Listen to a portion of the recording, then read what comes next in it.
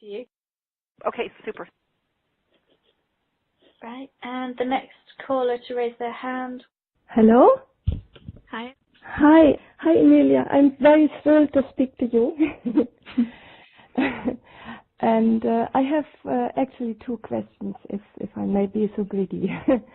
I also came to help uplift the collective consciousness here on this planet. And in 35 last years, I've been teaching meditation to thousands of people. And then I had a burnout with almost constant headaches, etc., everything. And then I stopped teaching, and that was 4 years ago. I have recovered now, and I would like to start working again, but without falling. So how do I do that? Well, I'd like to ask you a couple of questions to see if we can identify what happened. The first question is, were you using your energy to do these meditations and work? No, but I was meditating with all these many beginners. And on the advanced courses which I was teaching, I was meditating with them like 4, 5, 6 hours per day. Okay, and when you were in the meditation, did you feel tired after the meditations? Not only tired, exhausted and headaches after every course, and especially when people came and hugged me, embraced me, I suffered terrible headaches and lot of stress. Yeah, that's what I thought. You were not using source energy; you were using your own personal energy. That's the difference. So when you begin this journey again, I would suggest that you spend a couple of months, or even if a week, you probably do it very, very quickly, meditating to step out of the way, for you to step out of the way and allow source energy to come through you while you're meditating, while you're working, while you're teaching. And start small so you can practice. It's like a muscle that we practice, it's like a new way of functioning or learning to drive a new vehicle type thing. So start with a small group and then build it up. And each time that you find yourself becoming tired, go back and process that and think, okay, where did I step in? When did I step in? At what point did I come in to do this meditation rather than allowing source to do it? Right? So yeah, that would be that will help tremendously. But do it in baby steps. Do it slowly, and practice. I still do not quite understand how to do it. Okay, so for example, how does one explain stepping out of the way? So right now, this very second, right, I want you to connect with the energy of the call. Can you feel that? All right, now I would like you to allow source to come through you and connect with the energy of this call. Do you feel any different? That's basically it. So practice with that. You can practice with a plant. You can practice with, if you have any pets, any people that you know. Connect with them as you, as a person, right? Connect with them as the person, because that's also valid, and we need to do that on a personal level. We connect with others at a personal level. So connect with them at a personal level, and then connect with them, or step out of the way and allow source to connect with them. Not you, but source. So practice doing that. Practice doing that. That might help. That means practically I should be in samadhi all the time, isn't it? Yes. I do have that during the day many times, but not all the 24 hours. Oh, no, you don't have to do it 24 hours. That's why you practice going in and out, right? Because like I said, there is a need for you to connect with others at a human level, at a personal level, at an Ananda level. That's the whole secret of teaching, no? This is what people like. Right. So it's basically connecting with them as you, the person, the construct, and then stepping out of the way and allowing source to come in and connect with them. And just practice doing it on and off, on and off. Yeah. This actually during teaching it happens a lot of the time that something else is teaching through me. Like the divine, I'm just a channel or a loudspeaker. like Right. that. Right. But as I said, I don't uphold this all the 24 hours. And then especially I was flying all over Europe and teaching. So during the travels and during sometimes during the course when people come and hug me personally, afterwards I was crushed. Yeah, that's because you were using your personal energy. Yeah. Okay. All right. Does that help? Yes. Very good. All right. May I ask one more question? Sure. So I said already, sometimes I have contact with my higher self, sometimes also with past selves, and thanks to one of your processes also with my future self, which is very nice. I really enjoy that. But I read somewhere that on that level one can even change the past. Is it possible to change the past, and how to do it? Yes, you can. There's a lot of people who actively do that. I don't do it myself because I have no business changing other people's past, and I don't have a past really. So, but I can give an example for this lifetime, right? Mm-hmm. Often we can go into the past and change what happens at an energetic level, at a very journey level. That will change everything that happened afterwards, right? So, because often there will be energy stuck, and if you think about it, the past and the future only exist in your mind, right? In imagination. Mm-hmm.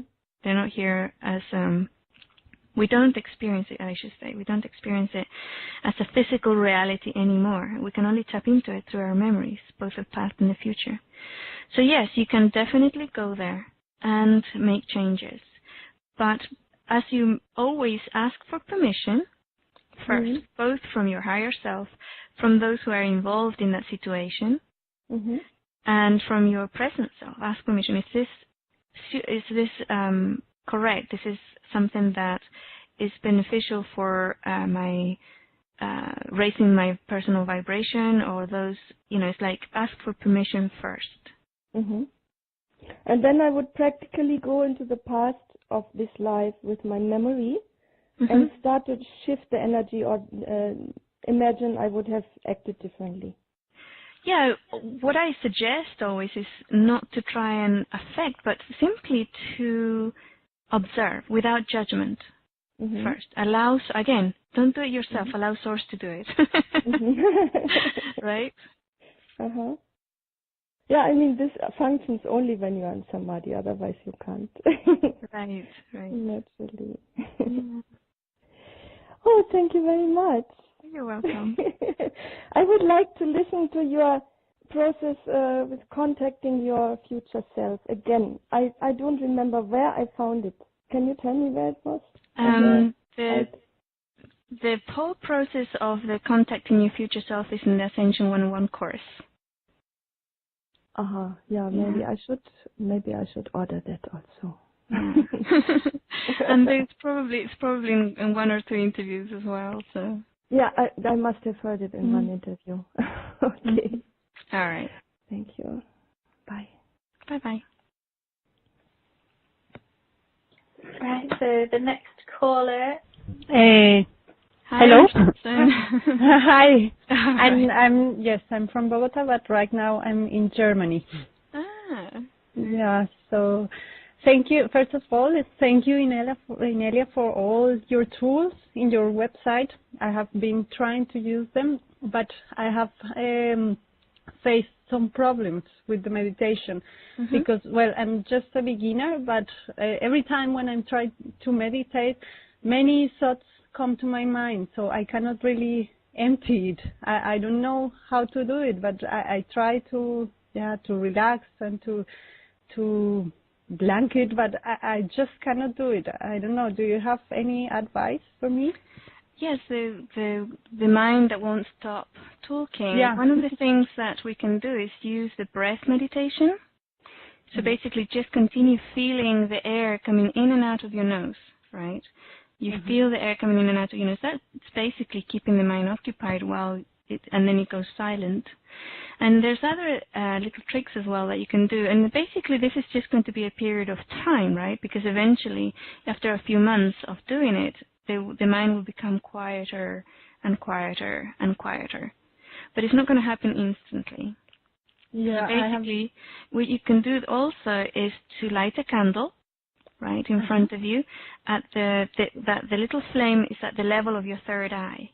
And then just look at it and allow your mind just to observe the candle, right? And just look at it for 20 minutes. And your mind will be very, very happy to just sit there watching this flame changing shapes and stuff. Okay, great. May I ask another question? Sure. So during this whole process of ascension, I have always thought if it's possible, or how is it possible to transmit all of these things to our children? Because I have 2 children, but I don't know, should I teach them anything in special? Should I change my way of raising them? I don't know. All right, so the first thing you need to do is process your fear with regards to your children's path, evolutionary path, and their choices, right? Now, as a parent, what you can do is give them, or what we do generally as parents is to give them the best tools that we can possibly give them, right? So as a parent, that's one of the things that you can do. And also, if they're still underage, if they're still children, we can process things for them. So basically, you process it yourself first. Anything that comes up for you, you process in yourself first. So, for example, if one of them gets hurt, all the energies and fears and emotions that come up in you process first, right? And then you can process the things that you may think about them, but always trust their higher self and their choices. Okay. Thank you very much. Very helpful. You're welcome. Bye. Bye. Right, so we're just going to have a look at some of the questions on the website. I'll just have a look.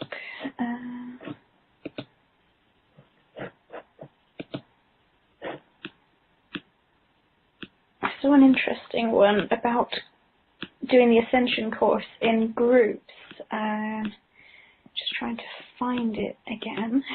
Sorry. Not to worry, there are quite a few comments on there. Basically, a lady was asking if you can do the Ascension course as a group activity and whether you certify anyone to teach the Ascension course, Inelia. All right. You do not need certification to do the Ascension course in a group. You can do the course if you feel inspired to invite others to do it with you. That's perfectly fine. You can do it. But basically, allow each person in the group to do the course while in this setting, and not try to color it or explain it for them, right? So they really need to, if you're in a group setting and you're doing the exercises together, allow each person to go through the process themselves. But yeah, everybody's free to do the course as a group setting if they feel inspired to do that. Okay. And there are quite a few people that asked whether you're going to set up more Global Ascension Centers. Well, I think that we are. It's not about me doing them. I mean, I'm facilitating the first one. But there's already hundreds of people who have listened and heard the message from the article and the newsletter, and have already started their own centers around the planet. So we've received emails from people who say, you know, I have this piece of land, I didn't know what to do with it, or, you know, my home is, I already activated, I'm going to activate it, I'm going to get people to come here and have meetings. And so, yes, people have started already all over the planet. So it's already doing its job even before we actually manifested in the 3D. Okay. Just looking through some more questions.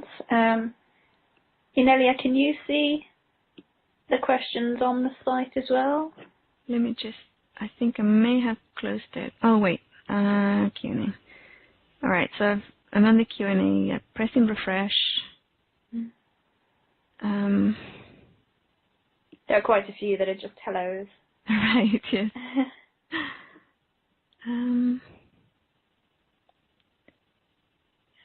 Some people mentioned feeling that there will be a shift in March.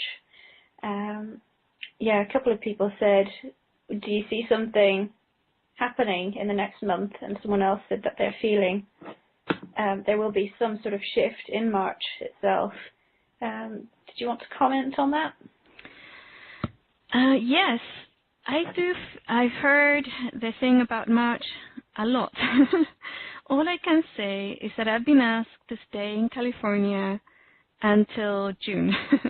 So if there are changes happening, they probably will be happening within March, April, and March, April, May as well. Yes, and then obviously it's going to start we're going through shifts on like a going up a ladder or a stairs, right?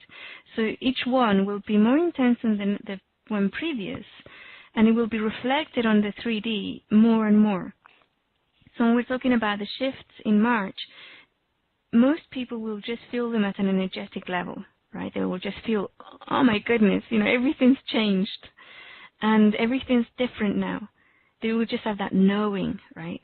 That could be reflected on a planetary scale through because there's individuals trying to hijack everything, but they're not being allowed to. And so there might be attempts to create some sort of natural disasters or false flag operations and stuff like that. But because more and more people are waking up and not agreeing with those things, saying, no, I don't agree with that happening in my life, by processing their fears around it, that's starting to shift. So they are no longer able to create wars. They're no longer able to create enormous disasters. Obviously, the planet itself is going through an energetic shift with pulls and pushes, and there will be things like earthquakes and things like that happening around the globe. And I think there's a lot of them happening right now. Some of them are natural. Some of them are artificially enhanced or artificially made. But basically, the main shift that I see is going to be an energetic one. And if things do happen at a social level or at a geographical level, really concentrate on processing all of your fear around it and knowing that you will be, through your own intention, you will be in the place where you can be the most help. And the most, not help as in you're going to be a savior, but to stabilize, to center this Gaia and source energies into this 3D reality. So that's what that would be my comments about March, apart from it being an extremely important month because it's my birthday. Yeah. And as your daughter, I better think of something. There's quite a good question. She says, thank you for your presence. Considering that there are a lot of us listening to you from all over the world, what's the most important thing for each of us to focus upon at this point in time, so that we know what to do and when? Right. There are two things that you can start doing right away. If you haven't already, start using the fear processing exercise. The full text of the fear processing exercise is on the ascension101.com site. You press tools, you scroll down, you click on the fear processing exercise title, and you will get the entire text of the exercise right there. You can do it while you read it, or you can record it and then play it back and do it then. But I suggest that you do it every day and look and sense fears that are in your body, your emotional body, as in your physical body, your emotional body, your mind, and also at a soul level. Do you have any fears that you've brought in? And process those. And then work on to the social fears. So the fear that you sense, especially if you're sensitive, you sense on the collective about financial chaos. Process those. Reconnect, again, another one that really amplifies and helps the human collective and the financial system. We will transform the financial system from the inside out. Is doing the reconnecting with money exercise. That's not just for your benefit, but when you heal that rift between abundance and well-being at a physical level through the energy exchange paradigm, which has been solidified as money at the moment, once you fix that energy dissonance between yourself and money, then you immediately heal the collective dissonance between energy exchange and living here in complete harmony. And eventually we'll be moving into a situation and a society that, first of all, we won't need money to bring the energy exchange forward. Secondly, it will be a natural process. So we know we won't need symbols or things to show us what we're doing. And it will be completely connected back again, because it's an elemental. It will be completely healed and connected back with Gaia. And so those are two things that you can do there. The other thing, and that I've mentioned in a few times on Facebook, and I've mentioned I think in a couple of my articles, is to ask and intend for your higher self to fully incarnate into your physical body. Now, this is a big one, because I can feel the no screams coming in at an emotional level, because we're kind of afraid of doing that. Our higher self, both at a physical level and at a soul level, how to incarnate our higher self. What does that mean? Well, what is our higher self, right? So start there. What do you think your higher self is? And then when you identify your higher self, when you identify what it is, intend for it and allow it to incarnate fully into your body, into your physical body, and into yourself. I mean, to merge yourself with your higher self at a physical level. So those are two things that we can do right away. And then when we come up, because the powers that were at the moment are like a dying animal. They're desperate, lashing out and trying everything they can to continue on their path of duality. And it's possible they might get through to a couple of things that will affect millions of people or would create suffering and fear. And they're using the media still a lot, every single day. So another thing you can do is switch off the TV, the news channels, right? Switch off all your news channels and all the drama. Switch off the drama. And then what you can do is if they do happen to create something around the planet, immediately start processing the fear, the anger, the frustrations, and the helplessness energies that will be spread around the planet. That's what you can do straight away.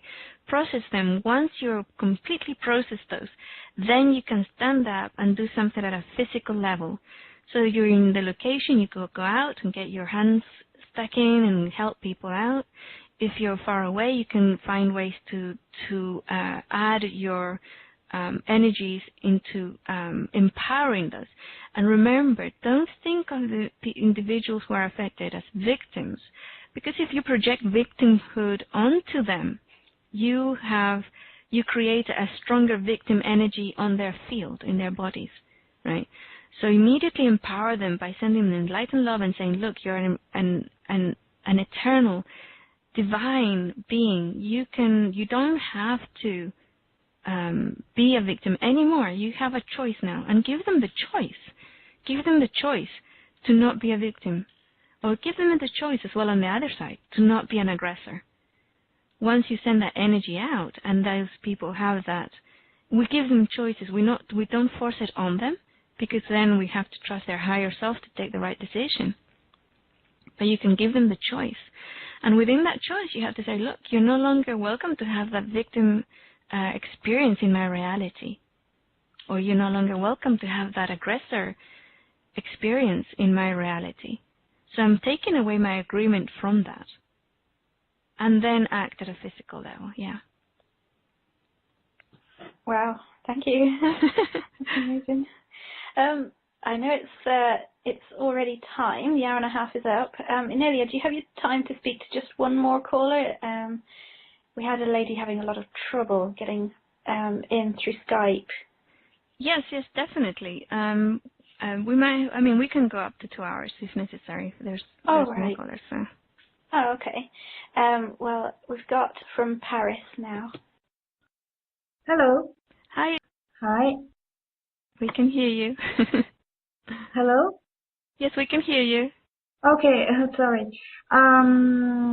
Sorry, I tried to talk in English, but it's a bit difficult for me. 10 years ago, I had my hearing were opening suddenly at night, and I was very afraid about that because I could hear a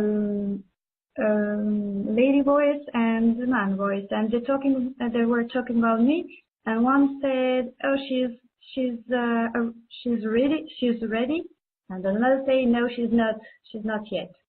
And I was so afraid all night long. I was just thinking, "Oh my God, what's happening to me?" And I blocked it, and I completely blocked it. And after I understood what it was. Sorry, just how can I say? Okay, well, I did many things around spiritual things, and now I try to open it again, but I didn't succeed. So what can I do, and how? Right, that's the audio, receiving information through the audio channels, right? Yeah. Yeah, that can be scary. And also sometimes when we request to really see, physically see our guides or our entourage, and they appear, our bodies normally will freak out. They don't like to hear voices from people they don't see, and they don't like to see people that just appear out of thin air. So basically process the fears that still come up around the situation, and then allow yourself to move into hearing baby steps, right? So first of all, it will come through like a voice, like a part of your thought process, but the information will come through, and always ask, is this from me or from one of my guides? Now, when we hear others, our guides, for example, really have to be, again, use our sense of discernment. And one of the things that I tell people is to say, okay, from now on, my entourage and my guides and the beings that are with me can only be from higher self, right? But can only have, for example, if it's a light worker, can only be light workers, or it can be made of light only, right? If it's a dark worker, then the darker would say it can only be of the dark, right? So basically we're making sure that those people who are trying to influence, or those entities that are trying to influence with self-interest or agendas, can no longer contact us. Because part of the fear when we hear these things or we can sense these things is that we're being influenced by others that really don't have our best interests at heart, right? So really go look and see, do you have a fear of that happening? And then the other thing that can happen is that we can allocate deity status or superiority status to these other entities, because we immediately assume they know more than we do. While in fact what they're here to do our entourage is here to help us, to serve, as in really give us practical help, not to show us the way, as it were, because most of them wouldn't know what the way was. Although sometimes we can be guided and requested things from Source or from our higher self or from Gaia. Those will be requests, right? So there's a whole bunch of things here that we can talk about. One of them is discernment, processing our fears, and then moving into the senses in a very slow way, so that our bodies doesn't freak out this time, right? Okay. All right. Okay. Okay. May I have just another question? Yes. But you have talked about it before, but I would like to know, when you said you have to ask your high self to incarnate, could you please tell me where is it exactly? Is it in area of our heart and it must grow up, or is it at the bottom of 7th chakra, or around us? Where is it exactly? Every atom, every cell of your body. Okay. So basically allow your entire physical body and all your subtle bodies to be incarnated by your higher self. Every atom, every cell. But where is it? Where is the higher self? It's us, really. It's all of us. It's all around and inside. It's multidimensional. It's not in one location. It's multidimensional. I can see that. Okay, thank you very, very much. Thank you very much, Inelia. You're welcome. Bye. Bye-bye. And we've got some web callers. There's someone from Highland Mills in New York. Hello? Highland Mills? Hear me? Yes, we can hear you. Hi. I was trying to just get a little more clarification.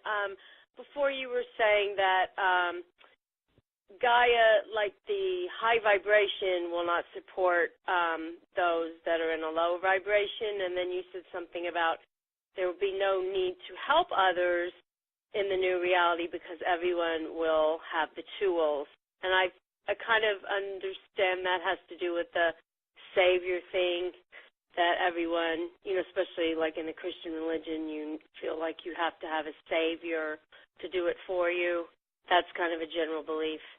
So can you just clarify that just a little bit more? Okay, if I'm not understanding what you were saying. Right.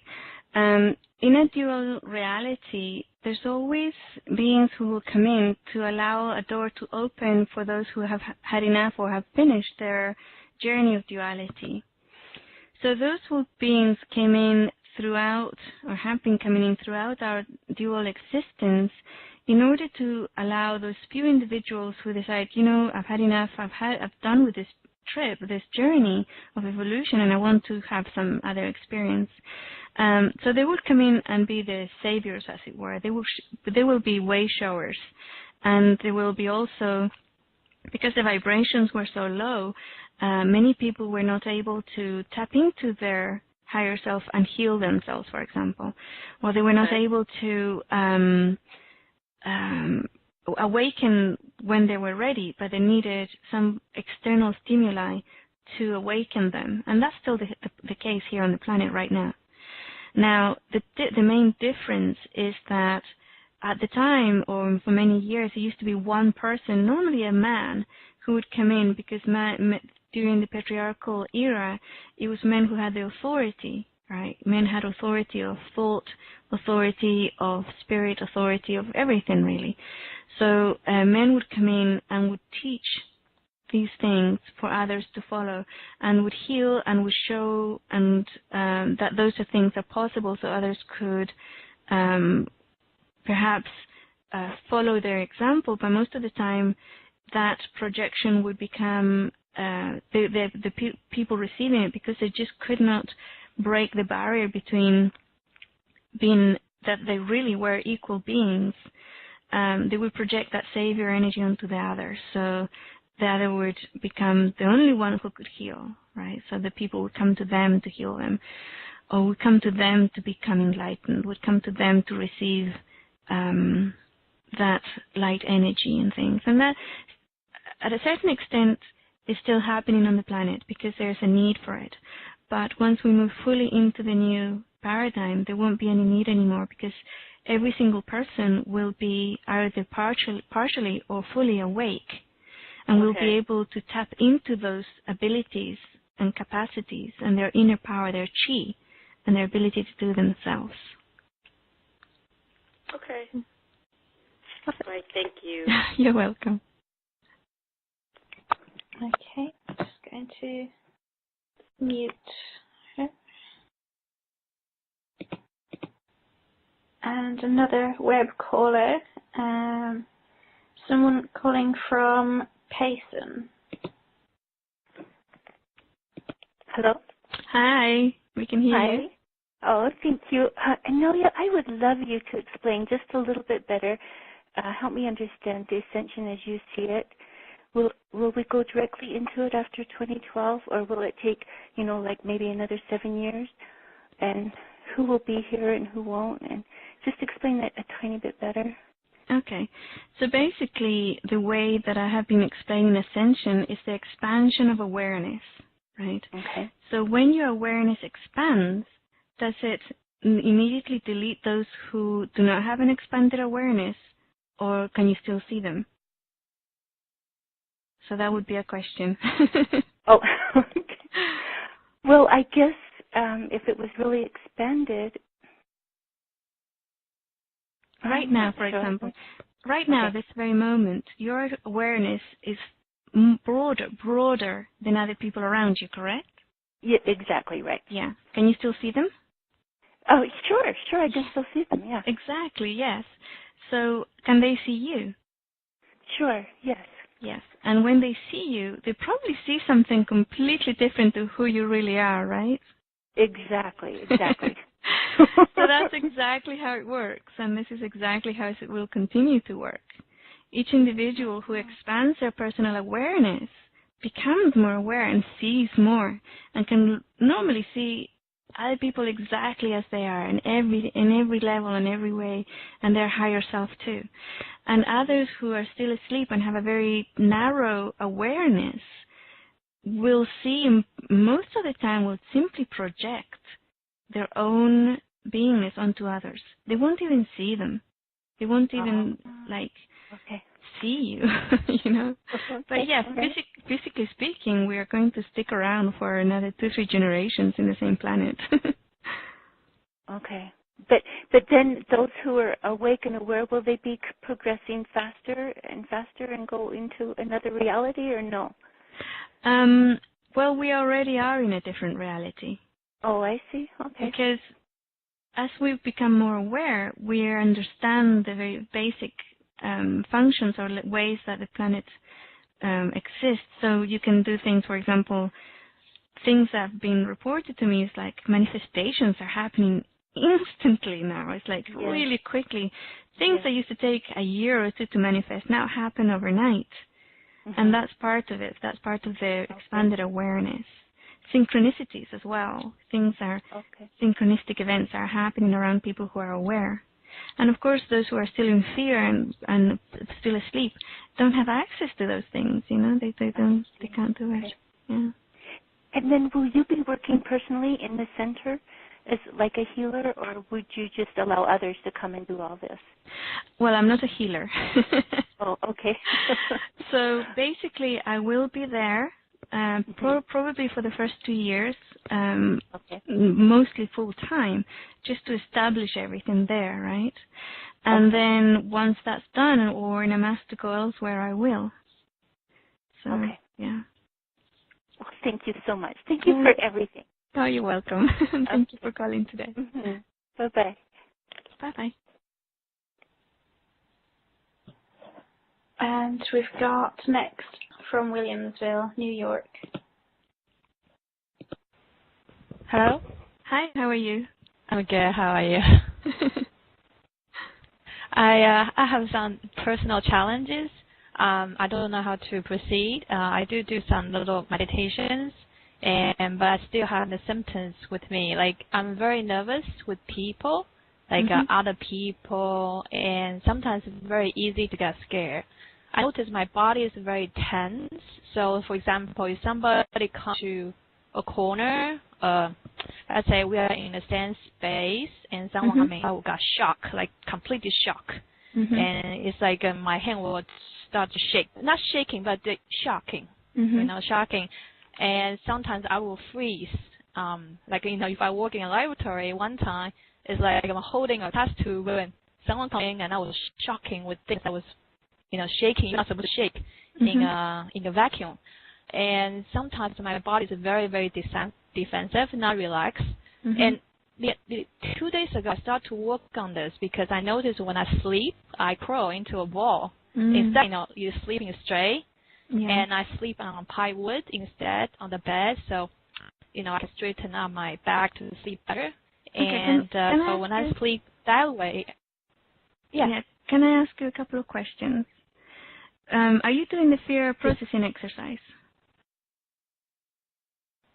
I do it sometimes, but I had to target a certain memory to remember why. But with regard to why my body is really scared, I do not know which memory to target at. We don't really know, or we don't need to analyze where it's coming from, really. But and I think you're in the right direction in that you're identifying these fears as being a body-based thing. And I think you're right in that. It's definitely the body. And what you can do, continue using every day, continue using once or twice a day, the fear processing exercise, right? Even if you, even in this very short conversation, you gave several examples of situations where your body went into fear mode and anxiety mode. Use those, right? And really process those fears. But don't process them as yourself, but say, okay, body, we're going to process this fear that you have right now. And really help your body process all these fears. With that, when you're finished with your fear processing exercise, I want you to embrace your body. So give your body a big cuddle, a big hug with your arms. And really, really embrace your body in light and love. And tell it, girl, you're safe. You're safe. Right? Can you do that?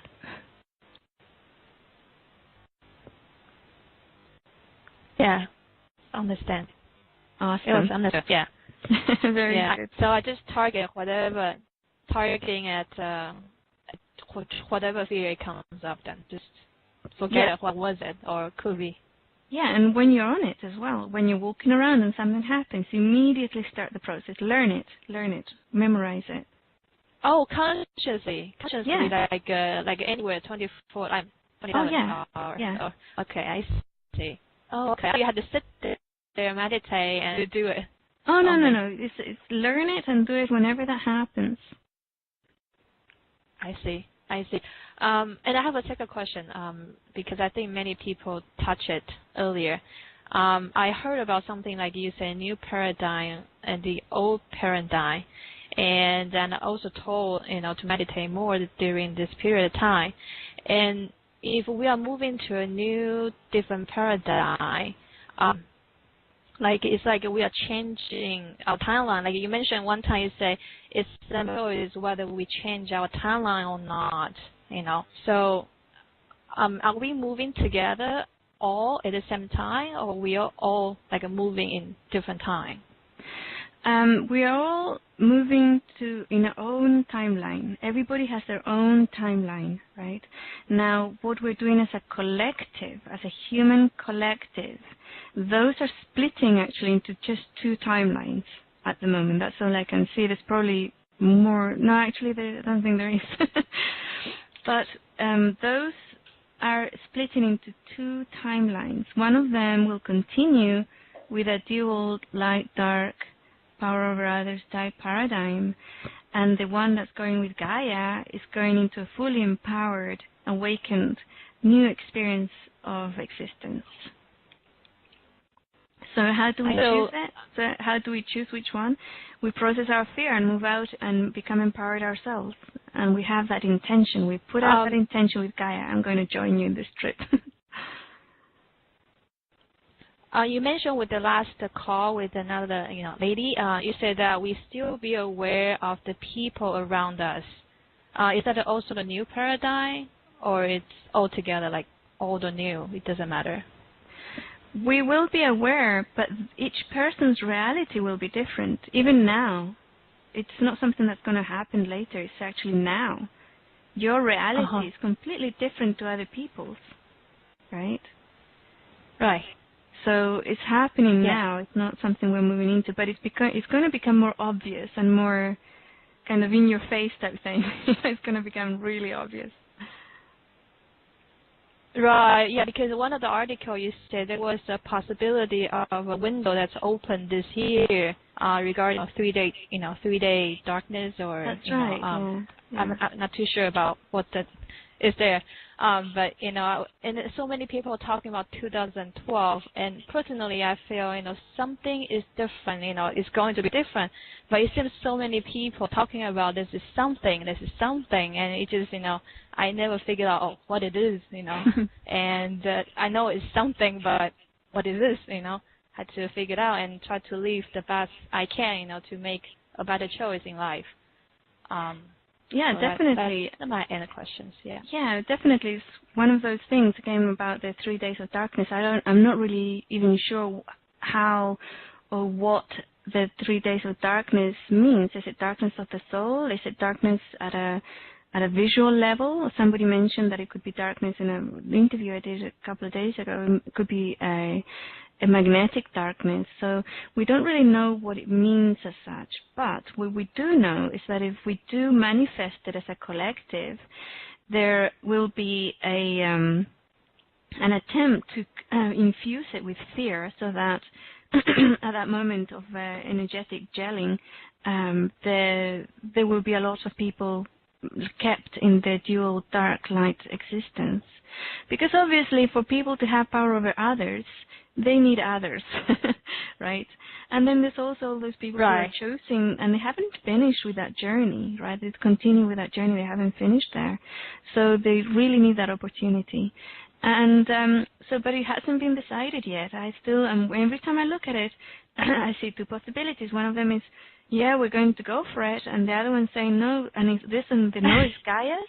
Gaia's choice is for it not to happen, because Gaia wants to give us back and forth. Yeah, so Gaia wants us very much to have a very, very gentle transition.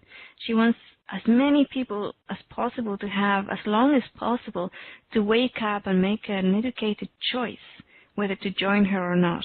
And this is what she wants, right? And the collective consciousness, most of it will say, yeah, that's what we want as well.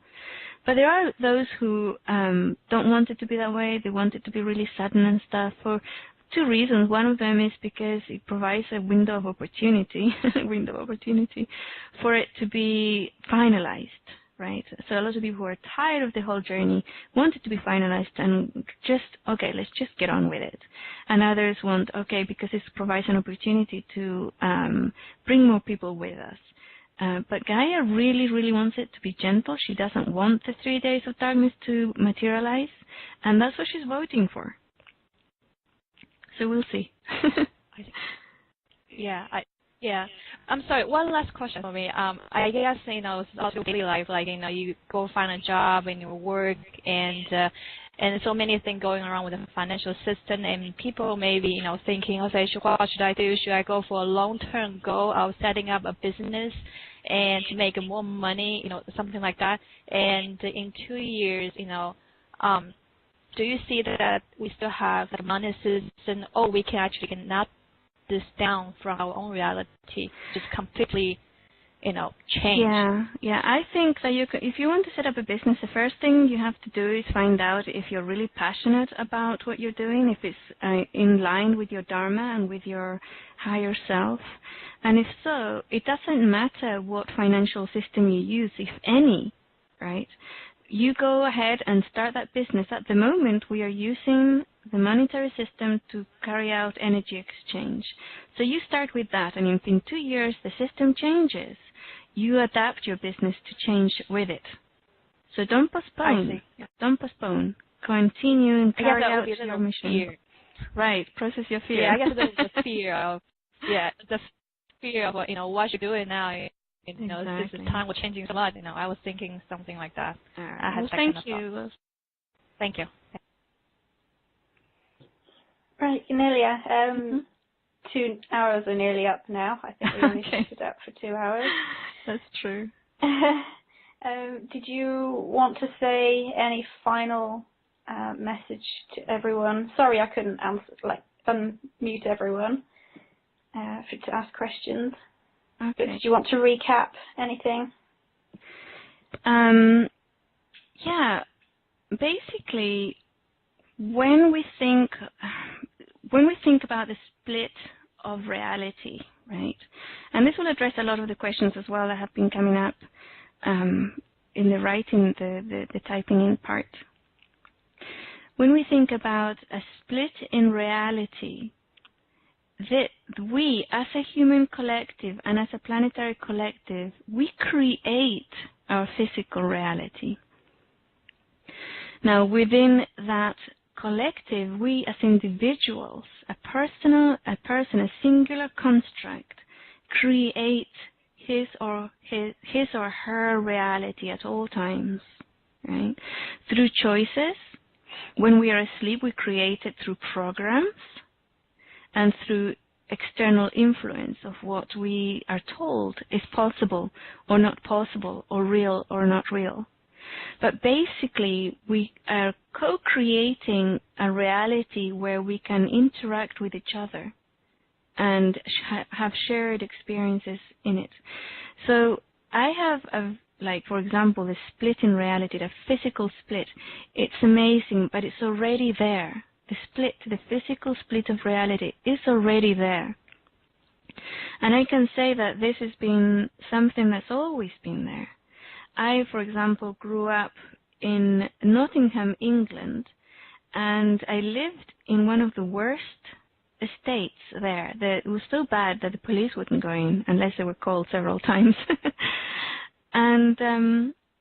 And apparently, the news would report that there were deaths and murders and robberies and all sorts of things happening there. That there was prostitution and all sorts of negative things happening in this estate where I lived. It was called Balloon Woods.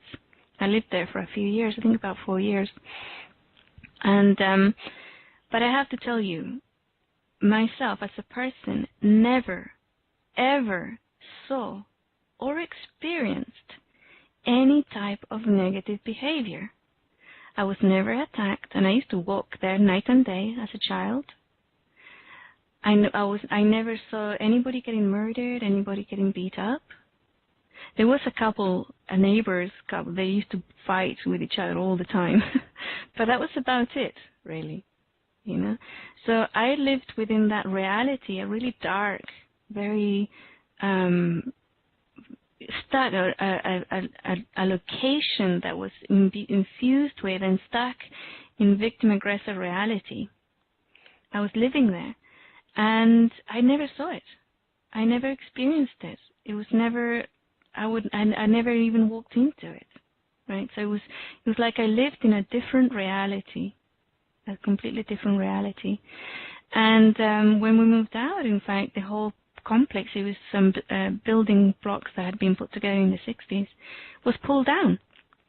It was demolished, and it disappeared.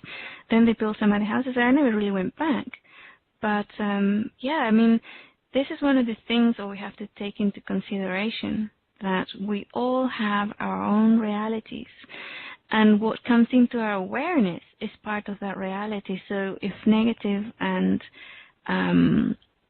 victim-aggressor cycle, people that are stuck in that cycle come into awareness, we have the ability to respond in another manner, right? We can move and look without judgment and tell them, okay, you're no longer welcome to have that reality in my reality, or to have that experience in my reality. However, I'm sending you this information via, and move out of the way, allow Source to give them that information that they are infinite divine beings that can now and have the choice to move out of that reality if they so wish. And then trust and accept and honor their decision, either to wake up and become empowered or not. Right? And I think that's one of the most important aspects of this whole thing. Now, with regards to the center, this is a co-creative manifestation. And there are no limits to what we can do. And there are no limits on how each of us can create or co-create this, both at one center or 100 centers around the planet, 1,000, 1,000,000. Maybe it's a start. It's a start of a chain reaction that will become or will reconfigure humanity as the custodians of Gaia. You know, maybe it's a chain reaction that we're starting here. And maybe we haven't even started it. Maybe we're just joining it. And it's basically for each human or the entire species to become the custodians of Gaia. Can you imagine? Can you see the difference between being human and living on the planet right now and what we've done with it, to shifting that and becoming custodians of the planet? I think it's wonderful because there's no ownership on that image, but there's also the custodian energy. You should Google that or see define custodian, you know, and really, really look at that energy. And caretaker, the caretaker, as a species becoming that caretaker. It's wonderful, I think. So, right, we've come to the end of the call, and Daniela, I'd like you to, if possible, to unmute everybody so everybody can say bye-bye and I love you. Yeah. Everyone. Bye. Bye. Bye. Thank you. Thank you very much. Thank you.